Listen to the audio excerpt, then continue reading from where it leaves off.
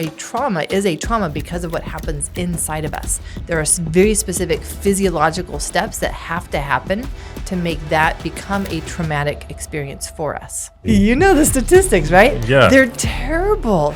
Like, most everybody relapses. Why? It's because... Meet Dr. Aimie Apigian, a leading voice on trauma, stress, and resilience, showing how the body holds the key to healing.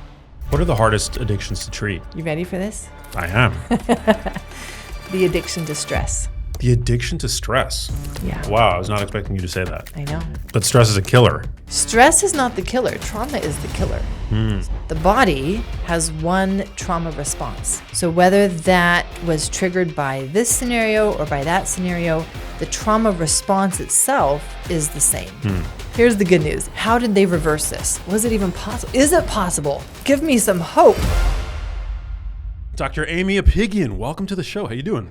I'm doing great. I'm really excited to be here, really excited to talk to you, really excited to geek over some science. I'm super excited to learn all about the biology of trauma. We've talked a little bit about trauma on the show in the past. It's far outside of my wheelhouse, so I'm excited to have an expert in to unpack it all for us.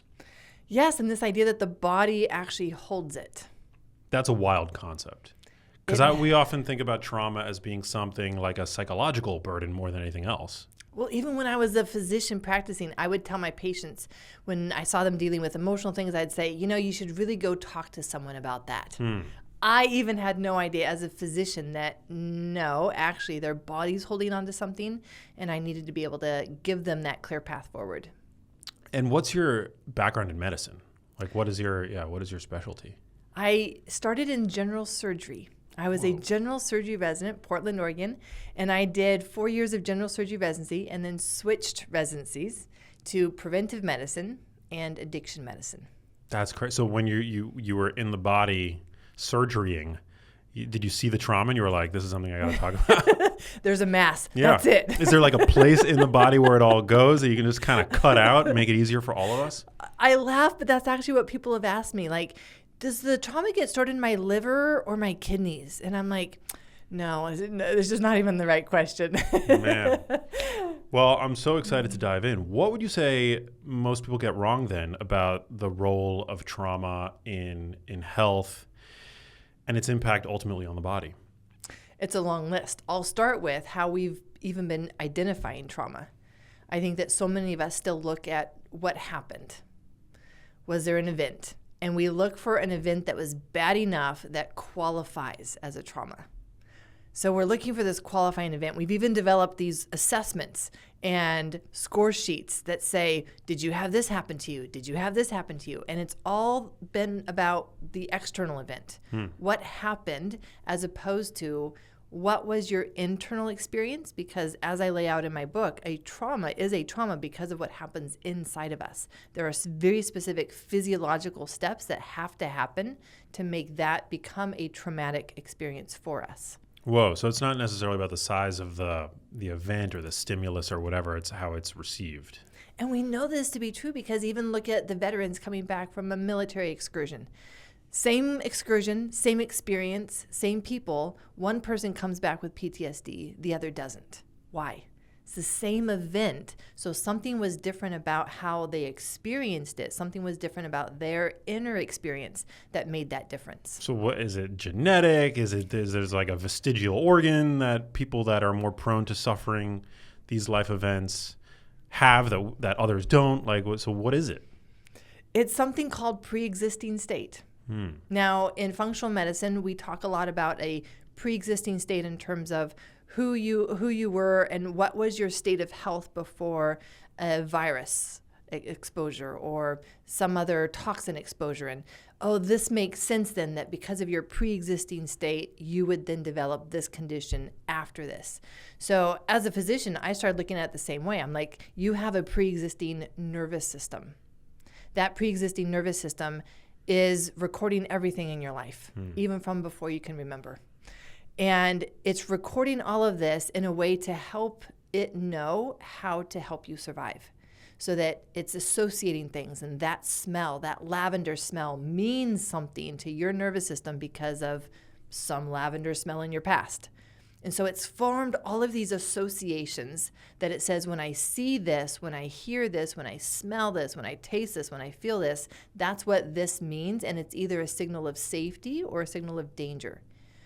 And so our nervous systems can be already programmed and in a state of danger that then makes our experience of a new danger even more compounded, because we're going into it already feeling afraid, insecure, and like our life is at threat. Whoa. And when is that? When is it formed? Like where,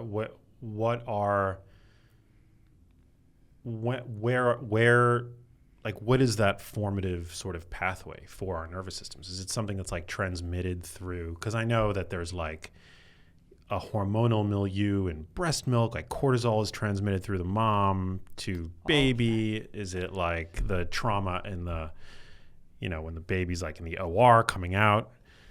Is it childhood? Is it being bullied? Or is it just like all of the above? We can go back that far. So the nervous system is the system that is designed to keep us alive.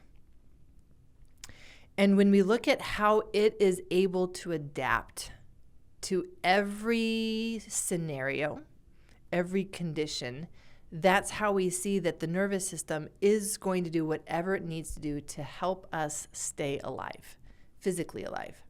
Comes at a cost sometimes. So let's talk about that cost. What if you are in utero and your mother is absorbing substances, smoking, taking in high stress? Maybe she's in a high stress environment, relationship, and she's got a ton of cortisol.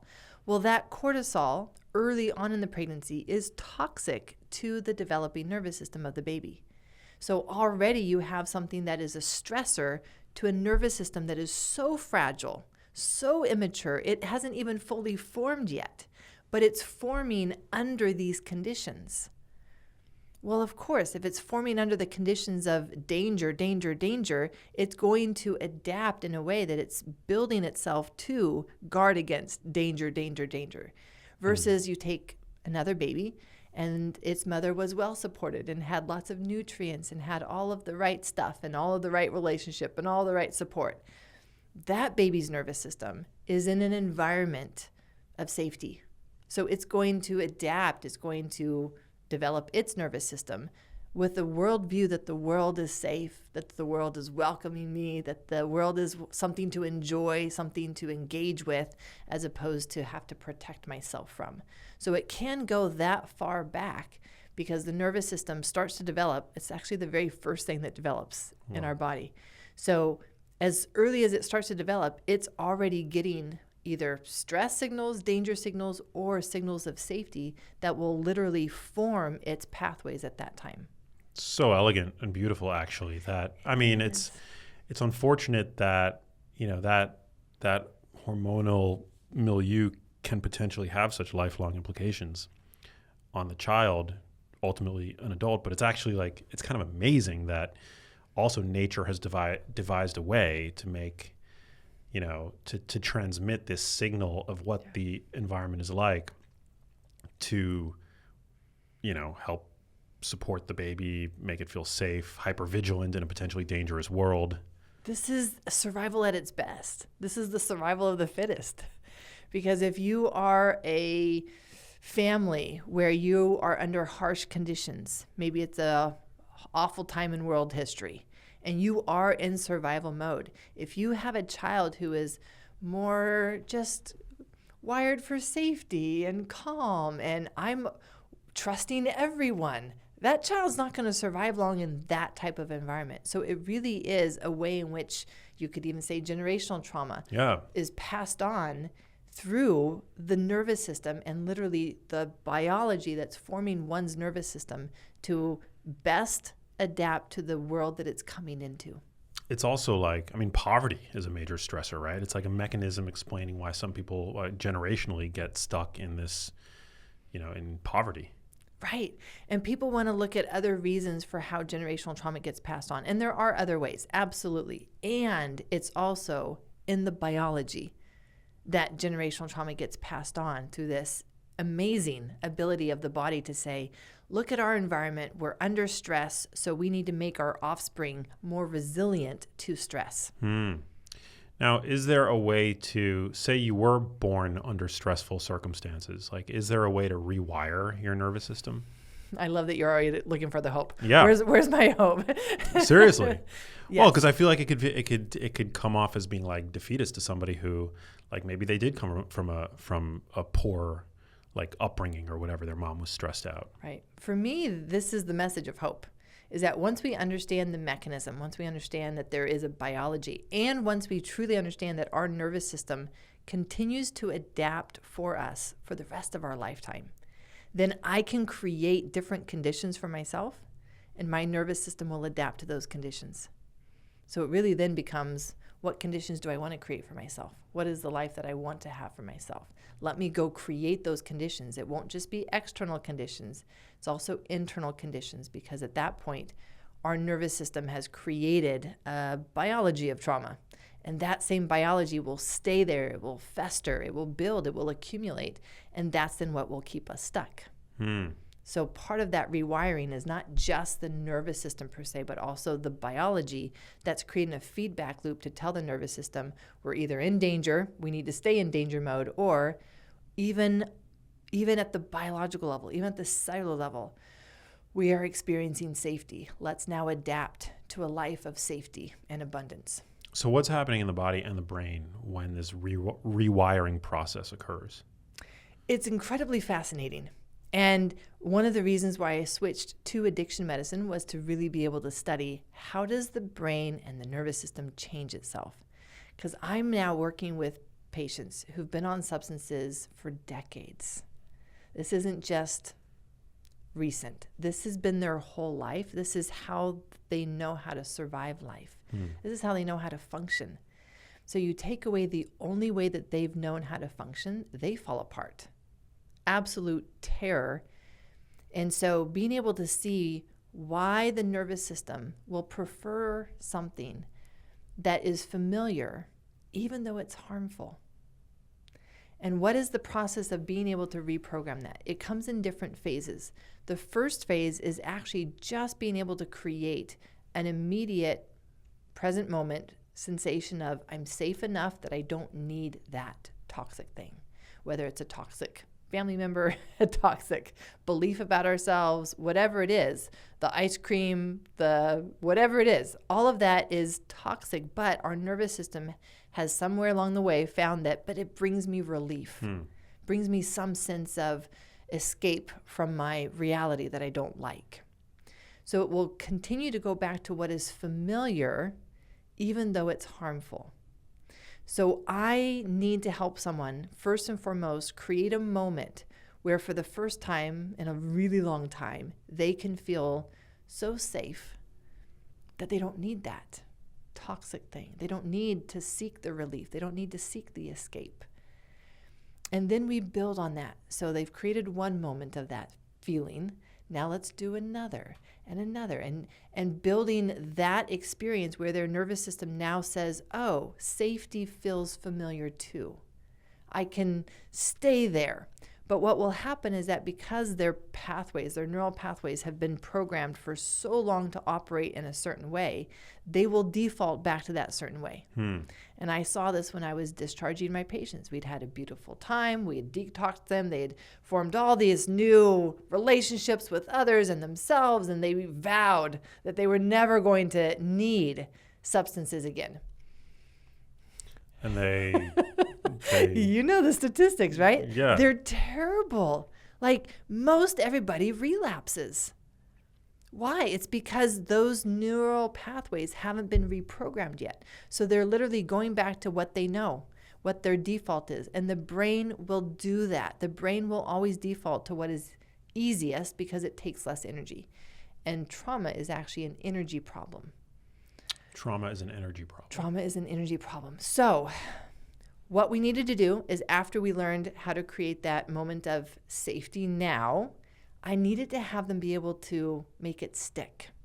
And now that's the work of neuroplasticity.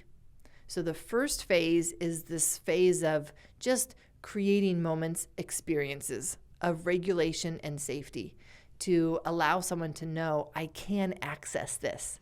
But But then we need to help them stay in that place. And what does that actually look like? Like in those moments, what tools are you using? Are you using is it psychedelic assisted psychotherapy? Is it like talk therapy? What's in your like toolkit in terms of creating those moments? I'll tell you what's in my toolkit. My toolkit, working with addiction medicine patients first, was realizing that I had to help them be able to do something for themselves. And I needed them to be able to do it in the moment. Because what happens is that they're going along their day, everything's fine, they've done their morning routine and meditation, they're in a good place, they're in the flow, and then something happens and a trigger happens. This is the trigger where it takes them back to whatever time in their life that this is triggering.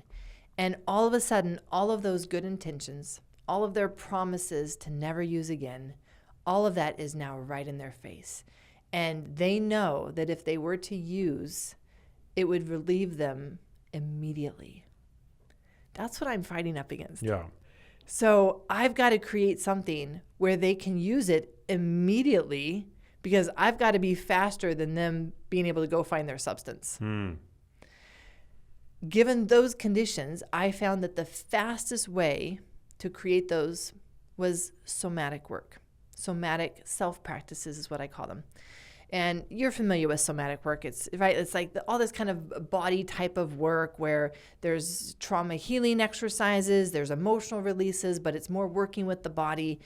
And I took that and I said, okay, but how do I teach them to be able to do something for themselves in the moment that acts so quickly that they don't need to reach for their substance?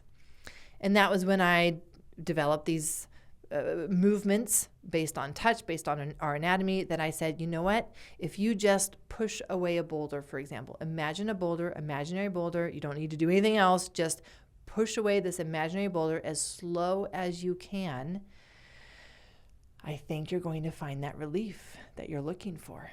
And sure enough, it started to work. So then I would add another exercise. And then for some people, that pushing the boulder away just wasn't the one for them.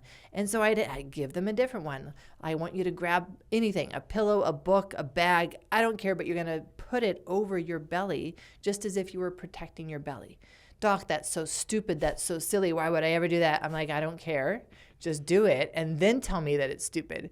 And they'd put something over their belly and I would see their shoulders relax. I'd see their face soften. Sometimes the tears would start to come and they'd be like, why does this work so well? And I'm like, because it's just based on your anatomy. And I know that when you are feeling under threat, which is what a trigger is you feeling like your life is at threat, that your belly is one of the most vulnerable places that our body feels that is open and accessible to being hurt.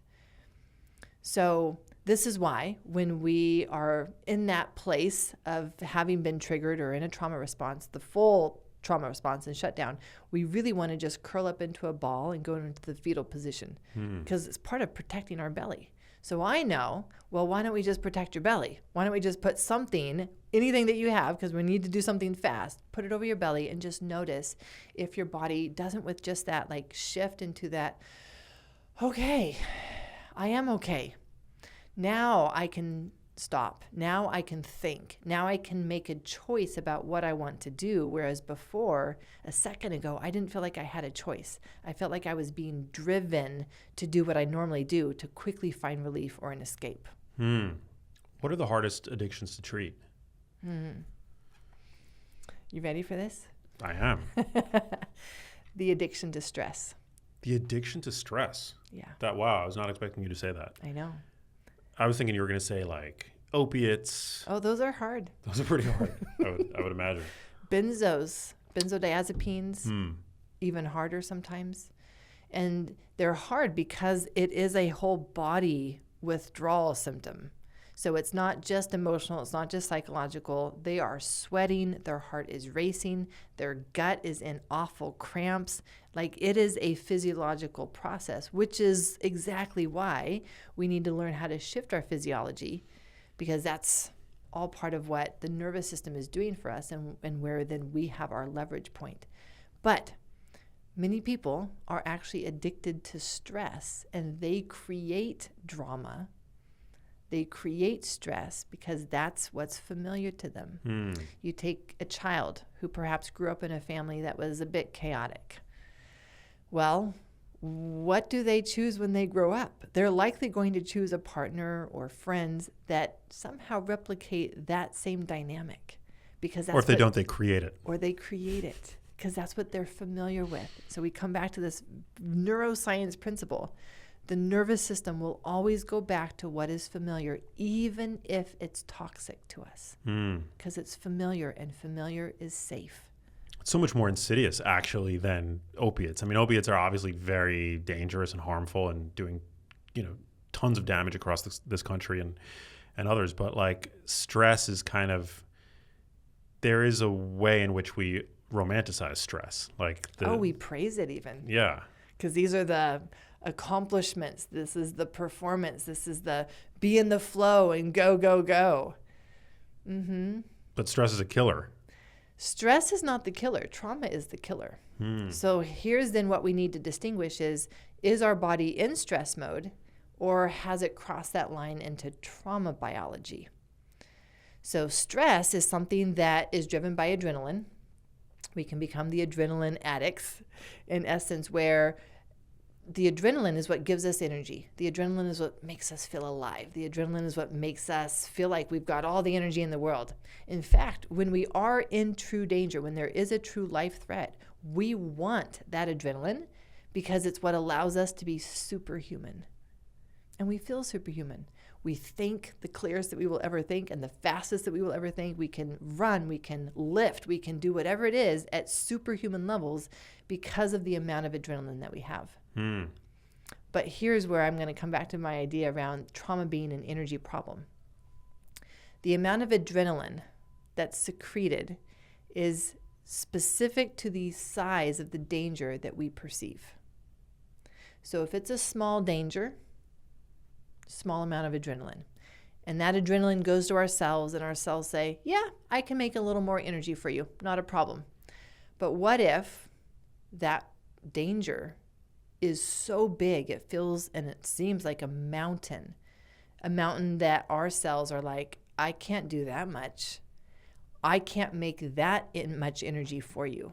Then that's when our body itself will go into a trauma response to shut down so that we don't try to do something that we would never be able to overcome ourselves. And what happens when we perceive danger from a stimulus where there is no danger in reality? It's like the unanswered emails or the texts that are mounting or the screaming, child in the other room. I mean, there's probably some danger there. Obviously you want to check on your kid if they're screaming, but we tend to make mountains out of molehills today. Yes. So the amount of adrenaline that is released is in direct proportion to the size of the danger that we see, not that's real, that we see, that we perceive, that we create. So whether this is real or not, to our nervous system, it's all the same. And that's really where we then come back to looking at our pre-existing state. Do I see danger where there actually is no danger? Do I look in your eyes and I'm like, I don't think he likes me. I'm creating that up because of my past experience, but I've now just created a danger for myself that's a life threat, because clearly if you don't like me, that is a life threat for me. Then here's all this adrenaline and my body's going into this stress and trauma response with everyday scenarios, simply because I'm creating the size of the danger that I see. So how do you pump the brakes when you feel that sensation arising where you're sensing a threat when maybe there is no threat to be sensed? I'm going to go back to my addiction medicine patients, because again, for them, this was their reality. They're getting triggered and they have not had enough experience off of their substance to really be successful with life and all of the scenarios that they now have to encounter. They've just always gone and numbed their pain. They've never dealt with their pain. So here I am. I've now detoxed them, and I'm like, good luck. Go feel those feelings. Go engage with those relationships.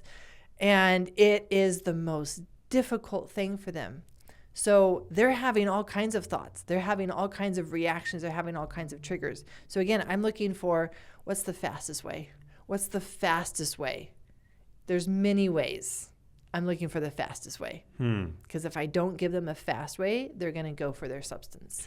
Is it at all helpful for you to know, as a provider who treats trauma, to know what type of trauma it was? I mean, if it's not necessarily about the trauma as much as it is about how we perceive the trauma, I mean, what about like the different types of trauma that people experience, whether it's sexual trauma or coming from homes where they've seen addiction or poverty or what have you? I mean, does it change the approach based on the type of trauma? Great question. I get asked that a lot. And in fact, chapter 1 of my book, I share a patient, Elena, and that was her question to me. She had been in a car accident, and she was like, will you be able to help me with my specific type of trauma? And my answer is, the body has one trauma response. It doesn't have a different response for this scenario and for this scenario, for that scenario. The body has one trauma response. So whether that was triggered by this scenario or by that scenario, the trauma response itself is the same, which then allows us to work with that trauma response, no matter what the specifics were or when it was, or if we even remember it. And this is one of the important things that I see a message of hope here, is because it doesn't matter how long ago it was. It doesn't matter if you remember it. We don't even need to go into the story, because what we're looking for is that trauma still showing up in your life today or not? If it's not showing up, well then congratulations, you've healed it. We don't need to do any more work on it. If it is still showing up in your life today, well then we work on it as it's showing up today. Once a person then builds skills to be able to stay regulated, create their own sense of safety, then we'll have the skills and the ability to go, what I say, work on a story without going into the story. Because when we go into a story, we are going to re-experience all of those emotions. Many times we're doing that in a way that's re-traumatizing us, because we're experiencing all those same emotions. And there are 3 specific emotions that make up a trauma response. One needs to feel powerless, meaning there's nothing else that I can do. It's completely out of my hands. So we need to feel powerless. We need to feel trapped.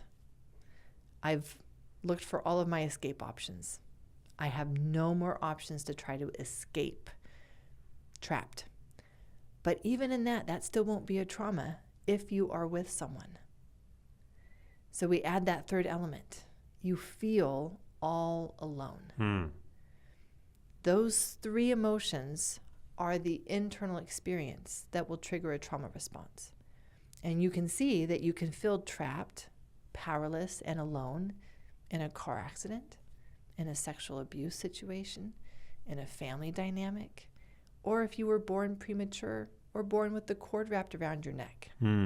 Those are all going to be the same internal experience, because they all create this feeling of there's nothing else I can do. I've looked for all my options. I'm out of options, and I feel all alone. No one is here with me to bear this with me, that I can be in it with them. I'm all alone in this. So the recipe for a trauma response, the essential ingredients, are feeling trapped, powerless, and alone. That's it. And so that's what I ask my patients. I'm not asking them for the roster list of, did this happen to you? Did this happen to you? Because I can miss a lot of things. And then we got to talk about big T traumas or little T traumas. And Max, like, my goodness, there's no end to that. We can analyze that all day long. So what I'm really looking at is looking back at your life. Have there been moments when you felt this way, when you felt all alone, lost, at your wits' end, didn't know how you were going to make it? And that's where we can then start the discussion. It's not the list of what happened to you. It's how you felt inside. Have you ever encountered anybody who doesn't have any trauma? No. Or would you say that trauma is sort of inevitable? It is inevitable because for me, again, as a physician, I'm looking at it as this is just the body. And, in medical school, we start to make these very sick jokes that, you go to your family reunion and they don't want to hear your jokes about the poop and the pee and this kind of stuff that as medical physicians, we're like, we can talk about that all day long while we're eating, and it doesn't, it's just, it's common for us. This is because it's just what the body does.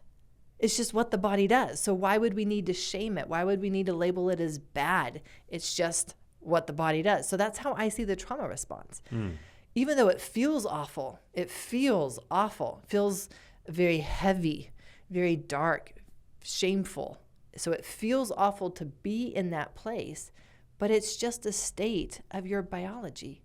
It's just what the body does to help you survive what feels unsurvivable. Wow. We often associate it with childhood, but can it strike at any time? Yes. And this is where I'm going to come back to the pre-existing state. So the more overwhelm that you experienced in your childhood sets you up to experience more trauma responses as an adult, because your nervous system is now wired to respond in a way that goes straight into overwhelm. One of the most fascinating studies around this topic was done by Seligman. He was a psychologist, behavioral psychologist, 1960s, and he took a group of dogs. He put them in a container. On one side of that container was a mat that had provided shocks, electrical shocks. On the other side, there was no mat, no shocks. The dogs would be safe on that side. He separated those two sides with a very small barrier so that the dogs could easily jump over. Here's what he did. He took half of those dogs and he tied them to the wall. Half of the dogs were free. Half of the dogs were tied by their harness to the wall. He turns on the mat. The electrical shocks start going off. The dogs do what every human would do. Get me out of here. They all try to jump over the barrier. The dogs who are not tied up successfully jump over the barrier. No problem. That for them was a stress response. They were able to escape. They were able to overcome. That's a stress response, and then their body reset back to safety once they were on the other side and they were safe. The dogs who were tied up, they're trying to jump over. It's not that they're not trying. They're trying to jump over, and they're not able to. And so just as humans, I imagine that the dogs would have started to have different thoughts. Why can I not jump over? What's wrong with me? How come my friends are able to jump over? I must not deserve a good life. I must not deserve better. So here's what happened. He took those same dogs, same experiment. This time, none of them were tied up. He turns on the electrical shocks. The dogs who had jumped over the first time, they already knew what to do.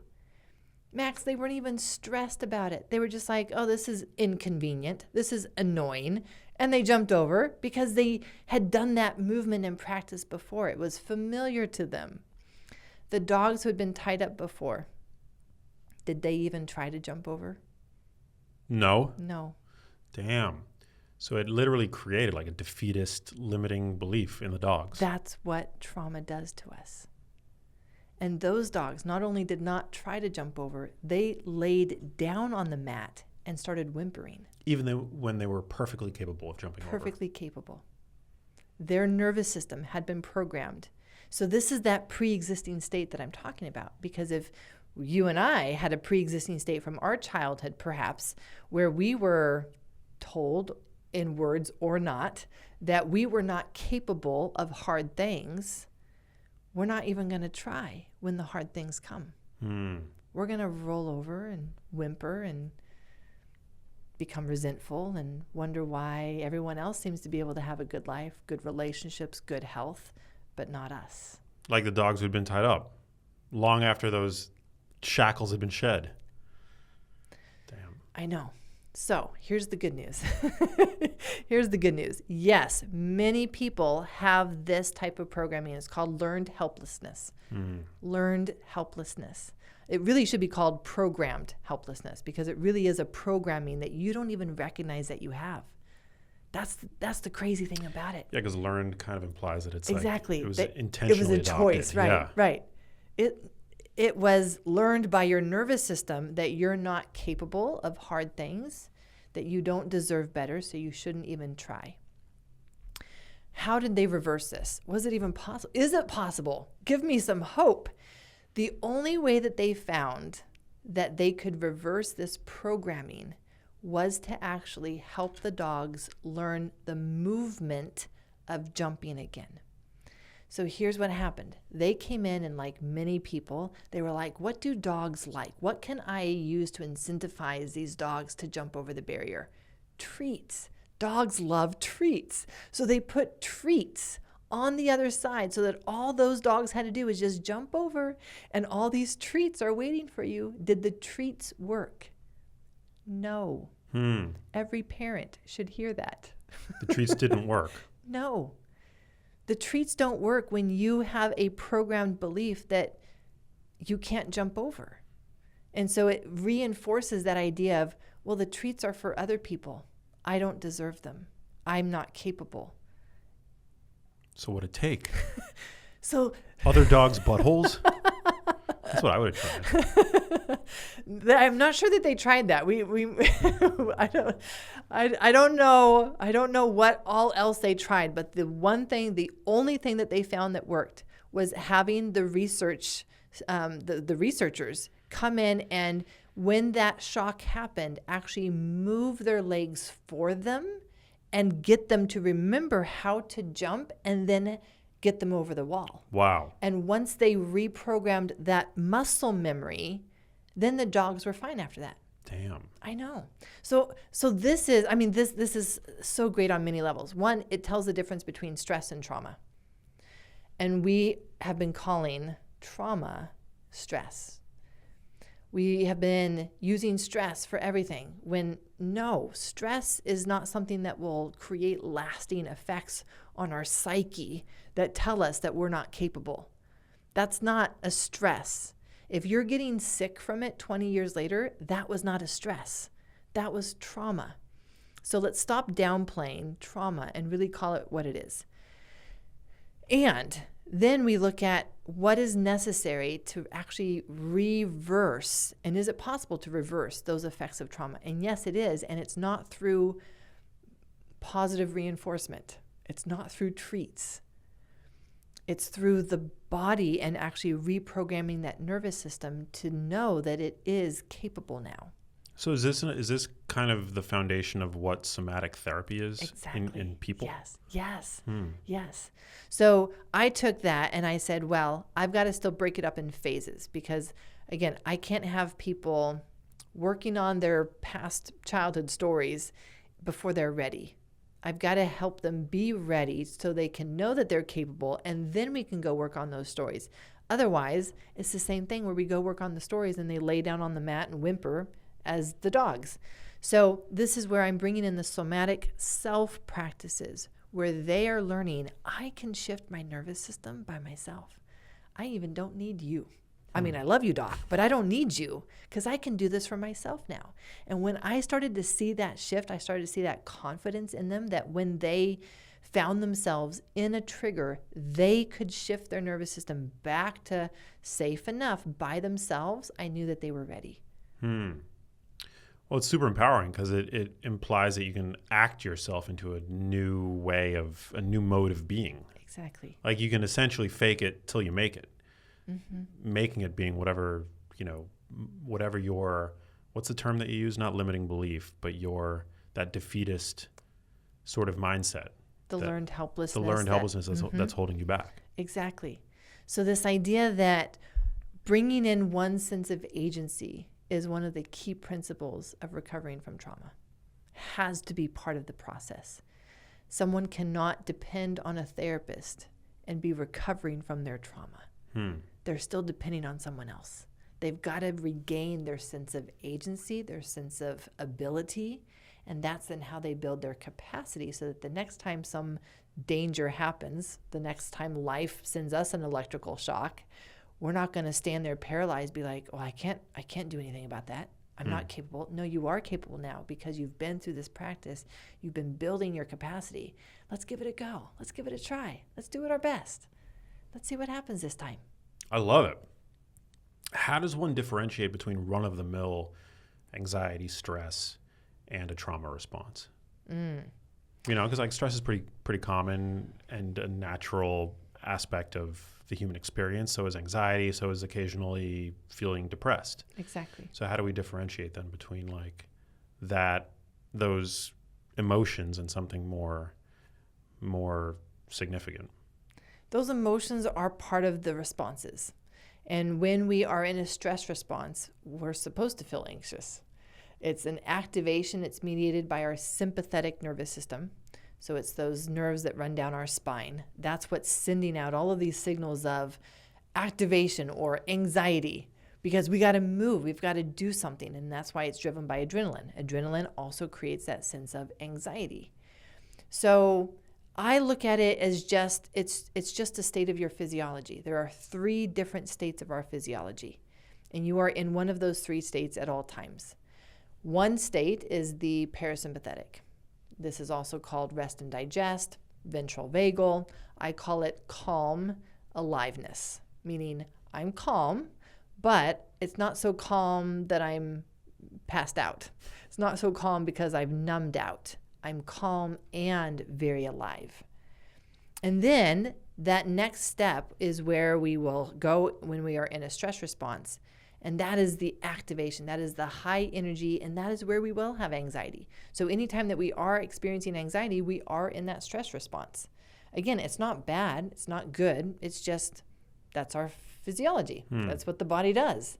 And when we get to figure out why. Why am I in this state? Am I supposed to be in this state? Is this a good state for me to be in right now because there is a problem and I do need to be responding? Or is this not the state that I want to be in right now? And actually there's no reason for me to be this anxious or anxious at all. And we need to figure out why is my body going into this anxiety stress state when it doesn't need to. And then there is the third state, which is the trauma biology state. This is the trauma response. This is where a person feels heavy, depressed, gloomy, they're exhausted, they don't know why. And this is, again, it's a normal human experience. It shouldn't be labeled as bad and something to avoid. It does need to be resolved. So we do need to learn how to come out of that the right way.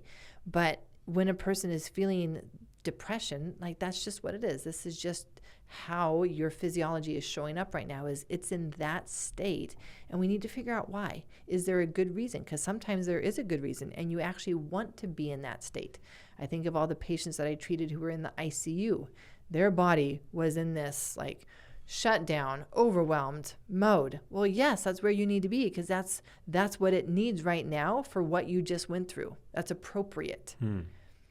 But same thing with the stress, right? Like, is this appropriate? Is this actually the best state for me to be in right now for my survival? If not, why did I get here? How did I get here? What do I need? What am I missing? What is my body missing that it went to this place when it really wasn't necessary or what was best for me? So you have your parasympathetic. I think you also described your sympathetic response, and then the trauma response. Yes. Those are the 3 modes of... The three modes of being. And we're in one of those modes at all times. Wow. Is there a way to summon a parasympathetic response at will? I mean, you often hear about today breath work. I had a neurosurgeon on the podcast recently who was talking about the value of breath work. We touched on, I think, cold water immersion a little bit. Anything there in terms of those sort of, trending wellness modalities? Lots of things there. So let's talk about that. The parasympathetic state and the trauma state are both mediated by the same nerve. They're both mediated by the vagus nerve. Well, that's interesting Because we've been hearing that all vagus nerve activation, stimulation is good. Not necessarily. Because if that same nerve is responsible for both of those states, then sometimes when we're doing vagus nerve activities, it's actually bringing up trauma, not just the nice ventral vagal parasympathetic. So in this sense, we look at the vagus nerve being quite powerful, but in a dual way. One is it can shift us into a sense of safety, and the other is it can bring up stored trauma that we're not ready to feel. And I have seen that happen with breath work, where a person is in breath work sessions and stuff is coming up that they are not prepared to see, they're not prepared to feel. It feels too much, and it ends up putting their body back into a trauma state. So wherever a person's capacity is, that's where we need to meet them.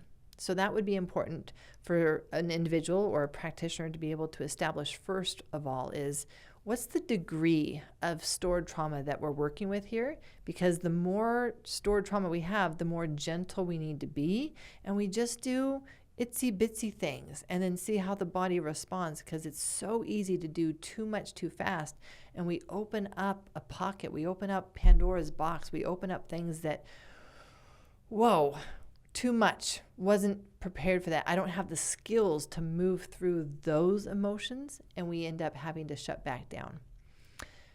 Same thing with some of the other, I would say, capacity building things like the cold plunges. I love those, and we have to look at the capacity of the nervous system. And we can have a capacity that's not built yet to handle that level of shock, that level of activation. If there is a toxin burden, for example, the more toxins that we have, the more that we are on that edge of overwhelm anyway.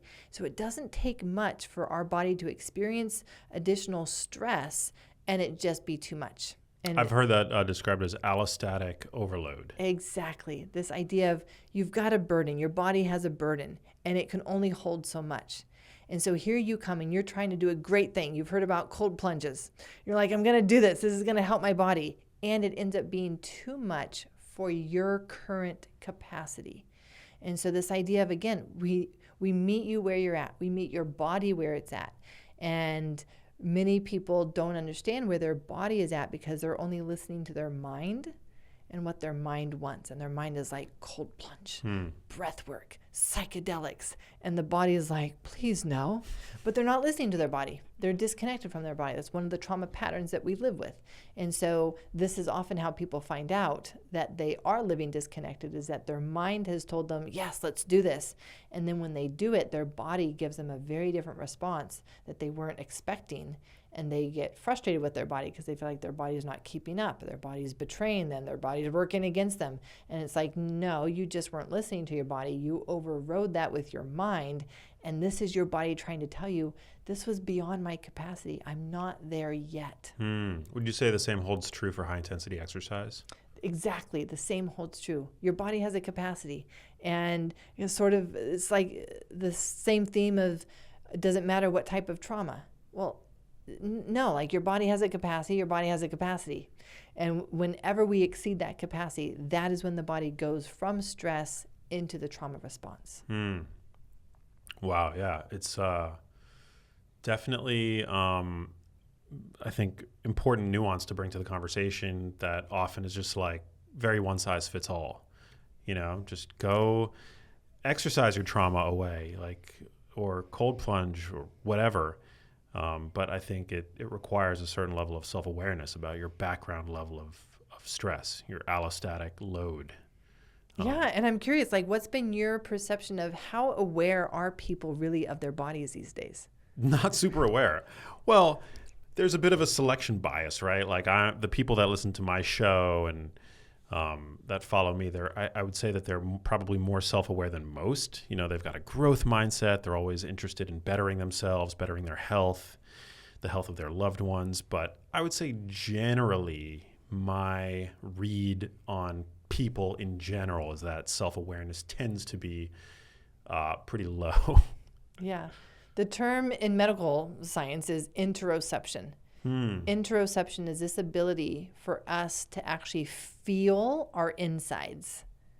And I will tell you that I lived most of my life completely disconnected, and I didn't even know it. I thought I was embodied. I thought I was connected with my body. I was an athlete. I was very active. So what do you mean that I don't feel my body? I feel my body. And it wasn't until I got sick that I realized, no, I've just been overriding my body. I've just been pushing my body. I feel tired, so I grab caffeine. I feel this, so I grab this in order to make my body feel what I want it to feel, because I have a growth mindset and I feel that we need to be doing these things. We need to be engaged. We need to be learning. We need to do this. And I realized just how much I had been pushing my body, not listening to my body. When you say you got sick, what happened? I couldn't get out of bed one morning. Yeah, 2014. I woke up. I could not get out of bed. For someone who had run 5 marathons, who regularly biked 100 miles, didn't think a thing of it, hiked, this was a shock.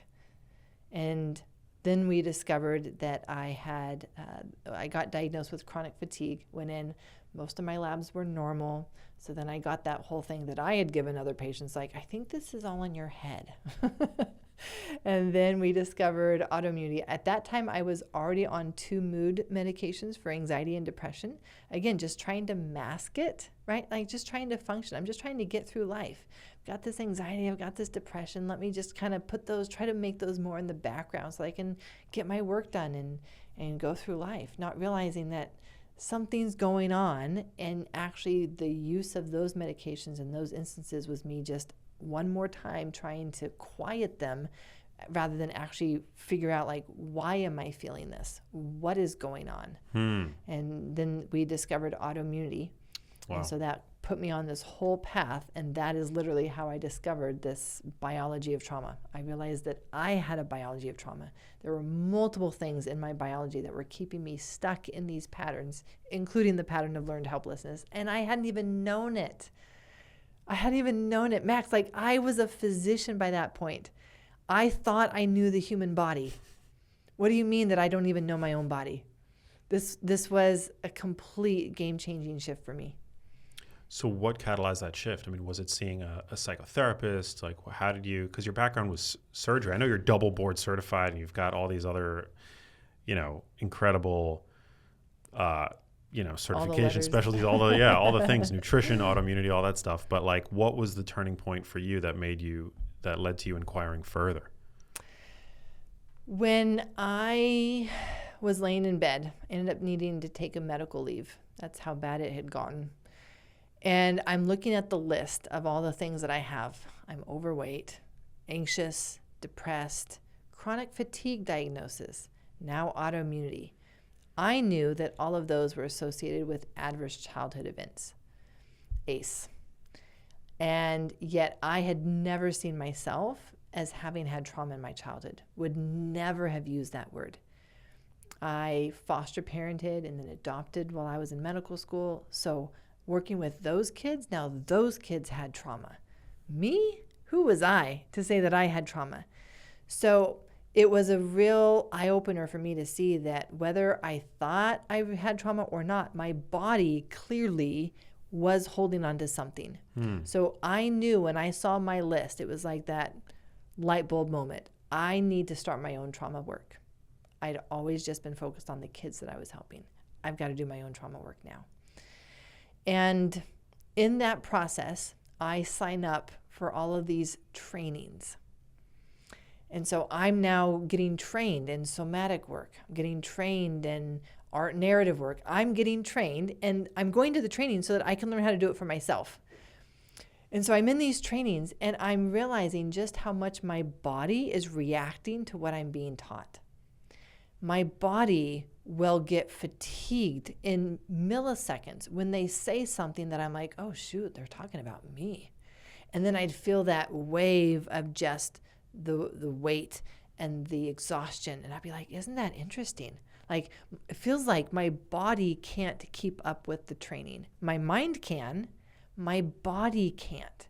And that's when I realized that my body was having some physiological reaction to this opening up of truth, of seeing myself in ways that I'd never seen before. And I was getting sick. So I would go home and I would have a flare up of my autoimmune symptoms. I'd have the flare up of the fatigue. I was having physical health symptoms as a result of doing trauma work. So that's when I realized, I think I need to help my body. I think I need to figure out what's going on in my biology. So as I start going through the list of like, well, this is what's happening, these are the reactions that I'm having, it ended up being so many things that I needed to address. I found out that I had 3 common biochemical imbalances that make one susceptible to storing trauma in your body. Had never even known about these before. Like, where was this in medical school? What are those common biochemical imbalances? The common biochemical imbalances are copper excess. That can either be because of a true copper excess or a zinc deficiency that causes copper excess. So it's also the copper to zinc ratio. But copper excess is going to increase the amount of adrenaline that your body is making every day. Now, how do you think you acquired that? Too much liver? Or like, because I think beef liver is like the top source, and then you find it in chocolate. But yeah, like how does one acquire a copper excess? Can be a combination of things. For some people, it's a genetic thing where they are okay with clearing out normal amounts of copper exposure. And we do need copper. Copper is one of the essential nutrients. So it's not that we don't want any, it's just that we want to be able to clear out excess. So I ended up having one of those genetic SNPs, but I also had placed a copper IUD. Interesting. Some people get it from their cookware in their kitchen. They're using copper cookware. Whoa. And you also mentioned a zinc deficiency. Yes. Yeah, because I know when you take excess zinc, that can deplete your copper. So I guess conversely. So that is how we actually address a copper excess, is we're going to increase your zinc to bring down your copper. So if you have low zinc, which is very common actually, zinc is used up when we are stressed. Zinc is used up when we're exposed to a virus. So there's lots of reasons for our body to have used up zinc, and we're zinc deficient. It's one of the most common nutrient deficiencies in all of mental health conditions. Wow. And it's most abundant in animal source foods. Yes, and I was a vegan at the time. Damn. Well, that certainly confirms my biases. That checks out. That tracks. And then one of the other, I finished the biochemical imbalances just for your audience. The other ones are something called pyroluria, which is a genetic condition, but it is worse during times of stress. And it's where your body just can't break down the iron ring in your red blood cells. And so when it's recycled, then it's pulling out vitamin B6 and zinc in your urine with those rings. So that would be another reason why someone would be zinc deficient, not know it, but especially if you're living under chronic stress, you are going to be running that deficiency and likely causing that pyroluria really makes the nervous system more fragile, more reactive, more sensitive. So people can notice that their eyes are sensitive to bright lights, or they're more sensitive to loud noises. Their skin may be more sensitive to just irritations. They may, even that one is they burn more easily rather than tan. So there's very specific traits that are related to these biochemical imbalances. The last one is methylation imbalance. And this is where it's not just do you have that, MTHFR gene, it's actually, are you an undermethylator? Do you have an undermethylation status? Are you an undermethylator or an overmethylator? Now what's interesting is that the more generational trauma that we've been having, the more it's shifting society as a whole towards undermethylation. Undermethylators are your perfectionists. They're your people who can tend to be a little obsessive about the details. They can be the very competitive people. They can be the ones who can tend to have more allergies, sensitivities. And so they have more histamine, which they then tend to have more sensitivities to food. And then that causes a whole host of things where they're eating foods that they're sensitive to, that causes histamine, and that causes adrenaline. And now we're back in stress, which is why they tend to be very driven people because of that high histamine level likely. Whoa. How do you test for all this stuff? I mean, there's like nutrient status labs. Is homocysteine like a surrogate for methylation status, or is that? It is part of the whole panel that you might want to look at, especially if you feel like you're at risk of cardiovascular disease, because the nutrient protocols for the methylation often will affect homocysteine. So you'll want to check that out. But if you're not on something that will alter your histamine levels, you can actually use whole blood histamine as a marker for your methylation status. Methylation status, of course, referring to your DNA and how much of your DNA is methylated versus not. So an undermethylator has less of their DNA methylated, but often the effect of that is that they have a lower activity of serotonin and dopamine. And there's your anxiety and depression. Damn. So these are the people who will tend to respond better to some of the normal mood medications, the Zoloft, the Prozac, the Wellbutrin, because they have this lower activity because of their undermethylation status. Crazy. Had you known about any of this stuff prior to your foray into functional medicine? No. And this was, for me, crazy, because now I'm switching over into addiction medicine because I've realized that my life calling is really to do this deep dive into trauma and the body. And I am testing my addiction medicine patients. Max, they all had at least one biochemical imbalance. And I'm like, what the heck? We've been chasing the wrong rabbit hole. Like, there is so much that the body is just in imbalance that's causing these people to experience such inner chaos and discomfort that they're driven to seek things that will just give them relief. And all we've done is just told them, no, you're not supposed to do that. But we haven't actually helped them feel better. We actually haven't fixed the imbalance. We've told them that it's a mindset problem. We've told them that it's an emotional problem, that they need to do all of this therapy work, neglecting the whole biology piece that's driving this inner restlessness and tension that they feel constantly. Of course they need a moment of relief. So it's forever changed me. Like, I cannot go back to what I now call corporate medicine. I cannot go back to corporate medicine knowing what I know now and prescribe the same medications and do the same 15-minute visits and bill for those hours. It's just, I know that I'm not truly helping them with their underlying biology. Man, I get it. So those 3 biochemical imbalances that you listed, are those the most common? They are the most common that I see. And actually, if we want to take this a step further, then I started testing the kids that I was working with who all had severe attachment and trust issues.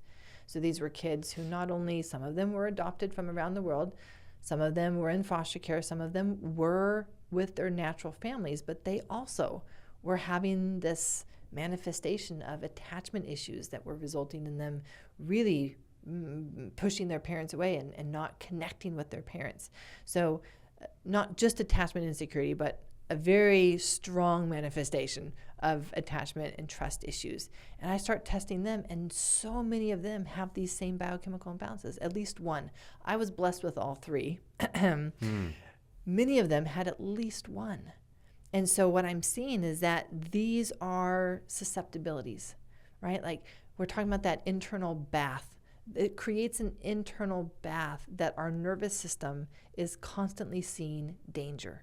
So of course our nervous system is being wired from our very earliest days, months, years of life to say, the world is not safe. I don't know if I'm good enough. I don't even know if I'm capable. I always feel like I'm having to push through and to fight to just survive.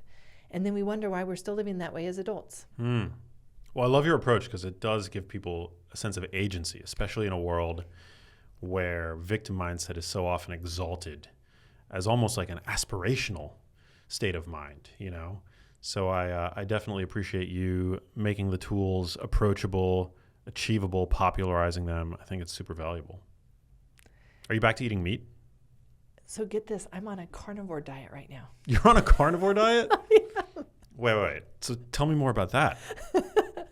So there's tons of research that has come out showing the benefits of ketogenic diet for mental health, for nervous system regulation. In fact, for kids with seizures, they're recommending that the best treatment right now is a ketogenic diet of all things. I mean, for a century now, right? That's been a gold standard treatment. So the ketones are so helpful for a nervous system to be in a mode of safety. Ketones is a biology of safety. It's a biology of abundance. So we then look at, well, is this right for everyone? Is everyone supposed to be on a carnivore diet or on a ketogenic diet? And I don't think so. I think that there are definitely people who do better, thrive better on a more plant-based diet. But my body, given that I'm an undermethylator and perhaps that I spent all of my childhood on a vegan and vegetarian diet, it is just, the carnivore diet is the best thing for my mood, my energy, my focus, everything. I love hearing that. I mean, it's definitely not yet the accepted medical paradigm for the dietary treatment of mental health issues, but experts such as yourself, Chris Palmer, Dr. Georgia Ede, I would say that this is crucially important work to advance this and to call for more research, because the fact that you're saying that's incredible. And I know that there's lots, and it's like you can throw a stone and find another anecdote of somebody who's been really helped from a mental health standpoint. And conversely, there is all this literature linking veganism to, mental health issues, increased risk of depression. Obviously there's going to be some bidirectionality there, but a carnivore diet, I don't think that excluding plants is optimal, but I do think that in terms of a diet that's giving the brain everything it needs for good health and optimal functioning, it ticks a lot of boxes. It does. And as a physician, I am not recommending the carnivore diet for other people. Max, I was like, I never thought that I would go on a carnivore diet given where I came from. And so this has been a surprise for me that my body, my brain, my nervous system has responded so well to this carnivore diet. So for right now, this is where I'm at. Will it be forever? I don't think so. But again, that's the whole point. We meet our body where it's at. And every day we have a different capacity. So for some people, that may not be the right step for them. And I think of so many people who are technically sugar addicts because they're so dependent on that level of sugar. Speaking of like stress, right? Like the addiction to stress, the addiction to sugar, they're used to that level of sugar that if they were to come off of all of that immediately, they would experience such bad withdrawals. So it's just this idea of whatever we're doing with our body, our nervous system needs it to be one step at a time. Don't shock your nervous system. That's not necessarily healthy. It's just helping it adapt and helping it change in a way that feels safe enough. Give us a broad strokes, like practical window into what your diet looks like. Like what are you eating every day? Breakfast, lunch, and dinner. Like what does that look like for you? At the moment, I am eating red meat. That's all I eat. So whether it's beef, lamb, bison, venison, those are my options. And it's been great because I don't need to grocery shop like I used to. I don't need to meal plan. I already know what I'm going to eat, and I allow my body to tell me when it's hungry, and then I go cook some meat. Now, how I cook it is very intentional because I know the effects of oils, and I know the damaging effects of oxidized fat. So how I am getting around this is saying I'm going to boil my meat in water. And so that's how I'm cooking my meat. I'm not grilling it. I'm not frying it.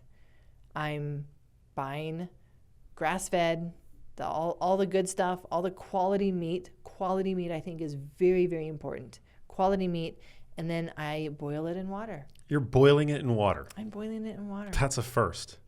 But I guess there is merit to that because when when you expose meat to high heat, exactly, to high temperatures, when you char it, you're generating all kinds of potentially carcinogenic compounds. Exactly.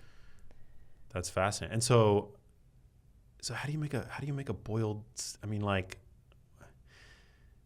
I'm just trying to think of like what from a tactile sense, like what that must taste and feel like.